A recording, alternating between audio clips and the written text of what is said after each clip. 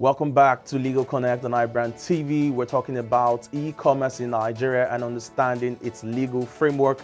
E-commerce has continued to play a very vital role in Nigeria's economy and contributing hugely to national GDP.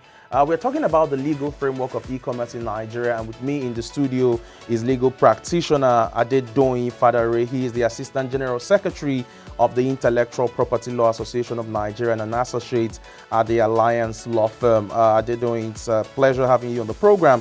Let's continue from, you mentioned earlier before we went on that short break about the fact that when it comes to online trading, usually it is the consumer making an offer, all right, to the producers and manufacturers or those who are providing services.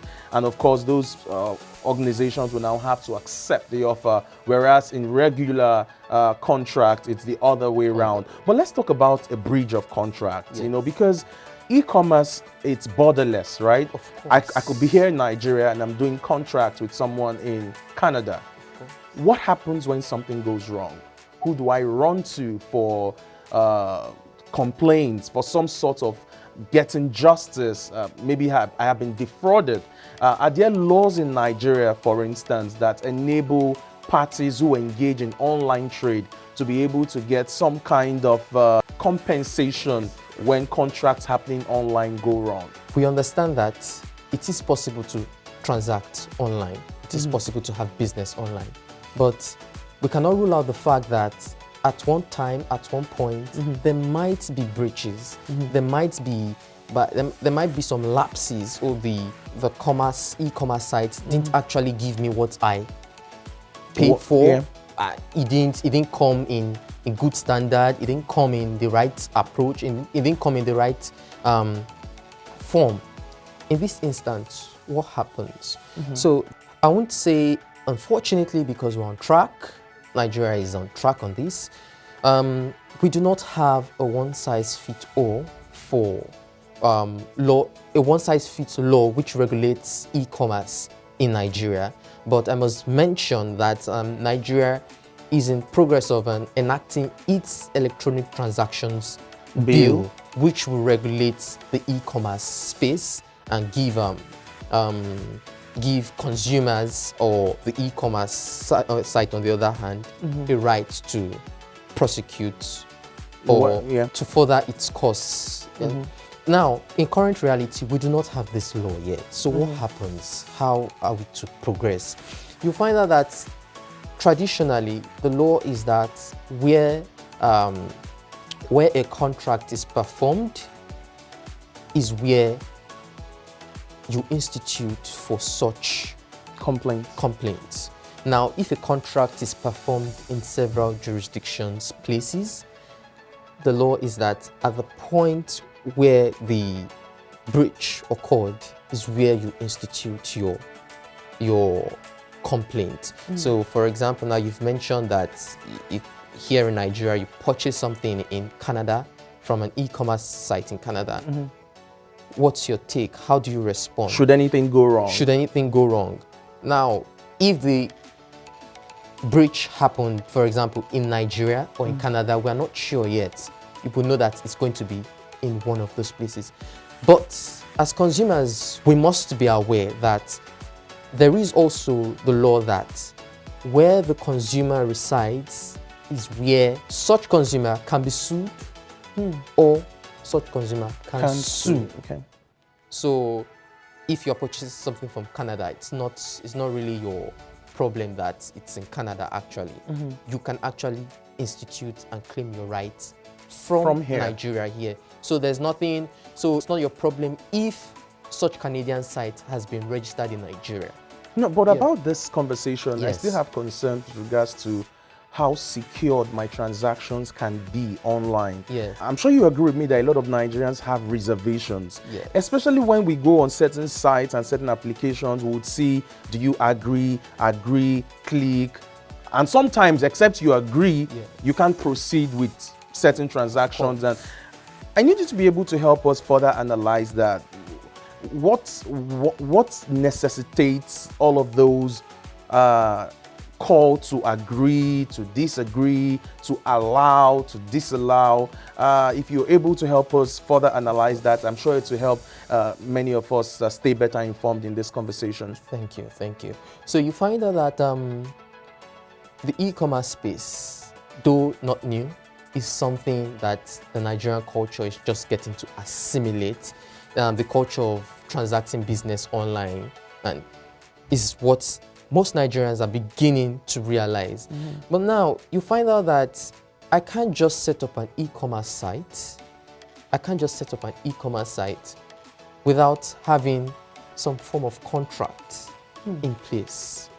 Now, there are about 3 ways a contract can be formed online.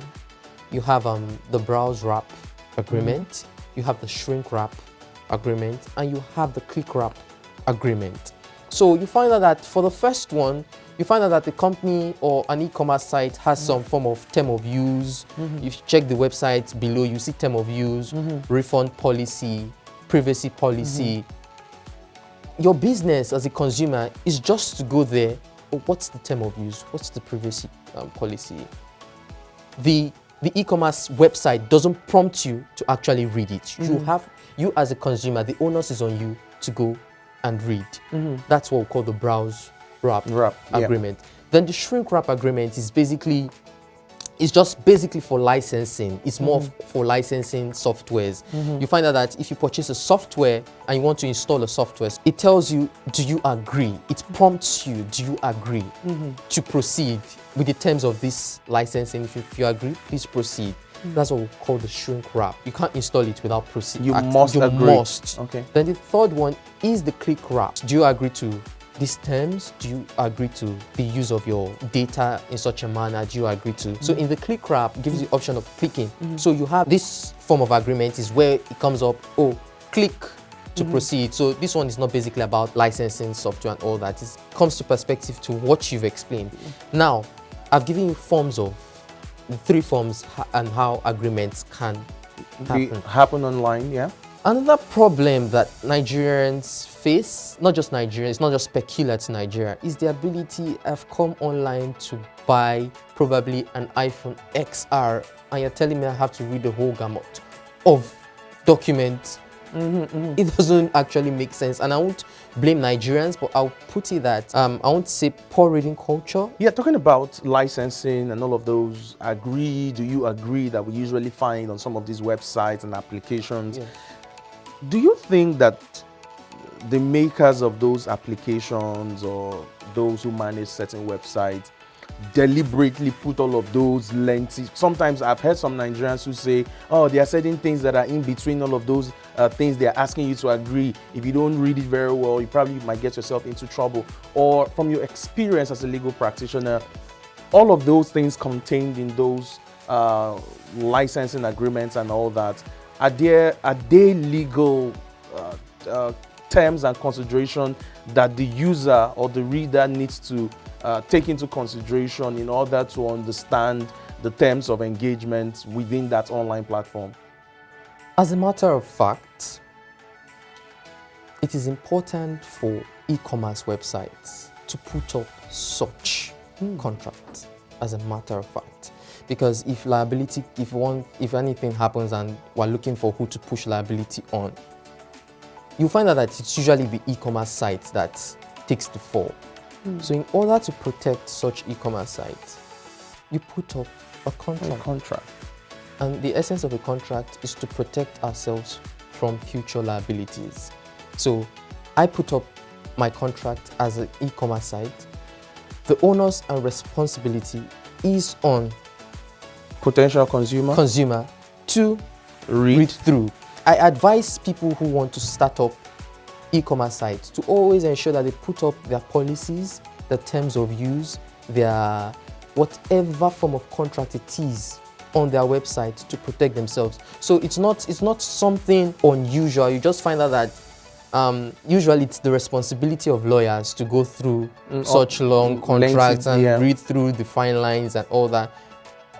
But a regular consumer going on there to read such voluminous work, it doesn't actually make sense to such a consumer. But I must mention that it is appropriate and it is the correct form. Interesting. Now, talking about those who would like to play in the e-commerce space and start up businesses around e-commerce, I'd like you to probably help mention some of those considerations that must be put in place before engaging and playing in that space. But we'll take a short break, and when we return, we'll pick up the conversation from there. You're still watching Legal Connect on iBrandTV. We're talking about e-commerce in Nigeria and understanding its legal framework. We'll take a short break, and when we return, we'll continue with the conversation.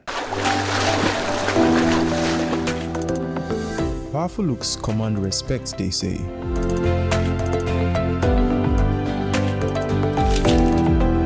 The perfect body, the perfect grooming, and ultimately the perfect skin. Looks, style, and grooming makes the ultimate man.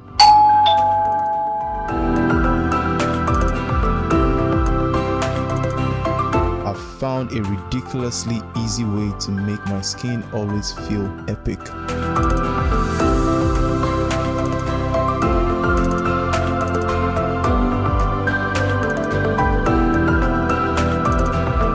My name is Neo. I found Blemiviv, and now my skin finally makes sense.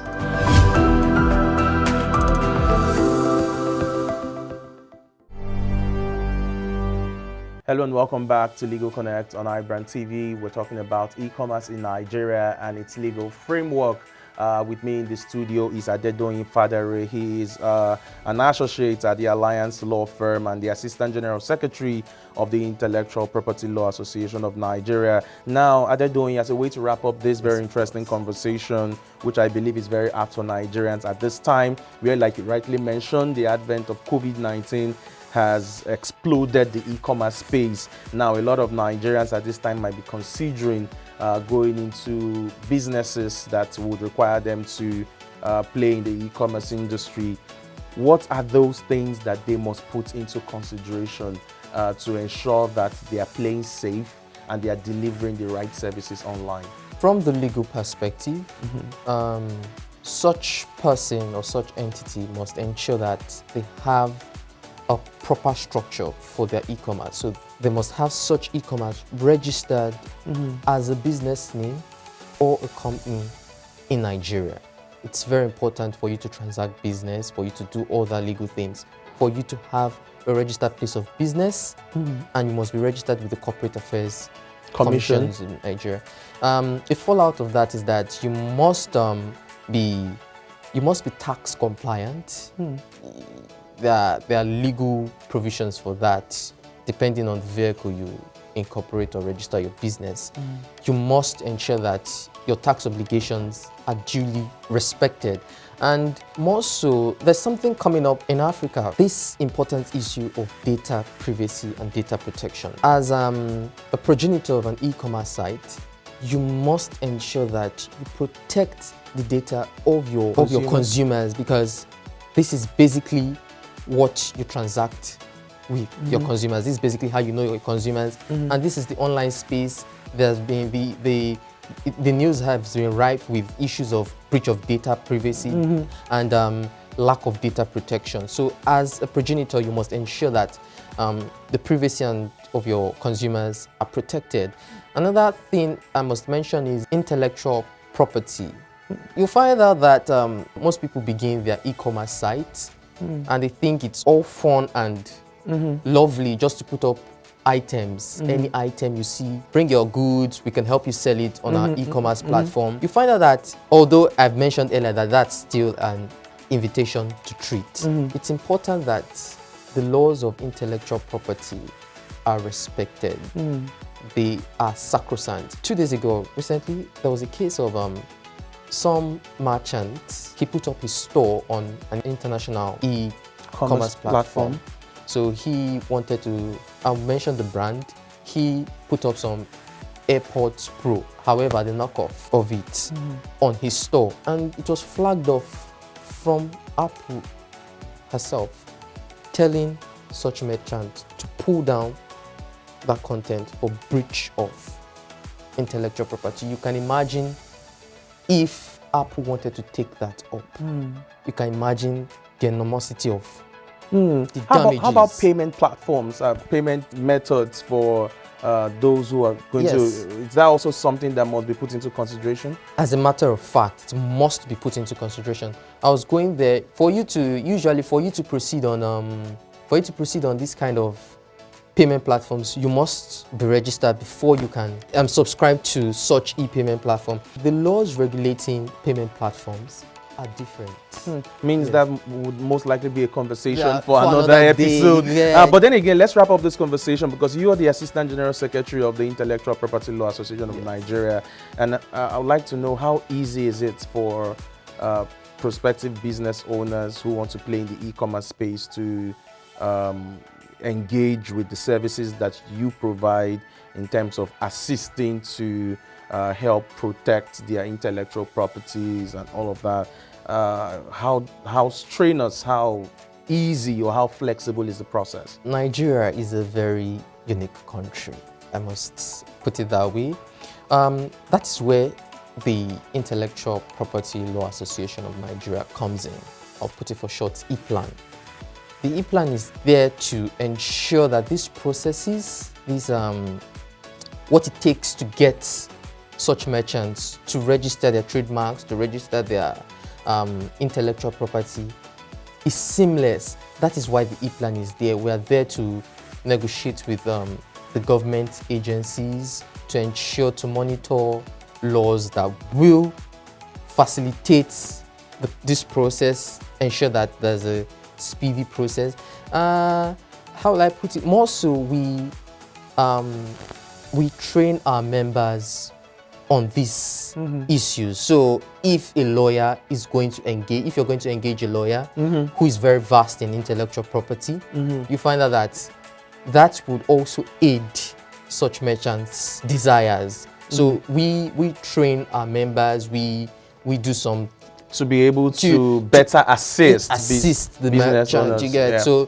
so that is basically what E-Plan plays out. there. So we are trying to ensure that this process gets better and seamless, of course. Thank you very much, Adedoyin Fadare, legal practitioner, Assistant General Secretary of the Intellectual Property Law Association of Nigeria. Thank you very much for joining us on this episode of Legal Connect on iBrandTV. We really appreciate all of the perspective that you've shared on e-commerce in Nigeria and understanding its legal framework. We look forward to having you again on the program, especially to help us further buttress the payment platforms and all of those agreements and licensing that evolves around that conversation. Okay, you've been watching Legal Connect on iBrandTV. We've been talking about e-commerce in Nigeria and understanding its legal framework with legal practitioner Adedoyin Fadare. He's been able to help us better understand trading online and help us understand what e-commerce is not, especially within Nigeria, and understanding its legal framework. Don't forget, you can watch this episode of the program on our YouTube channel on iBrandTV. You can like and follow all of our social media platforms for more news stories, and of course visit our website. And we'll see you again next time. My name is Bennett Joseph. Bye for now.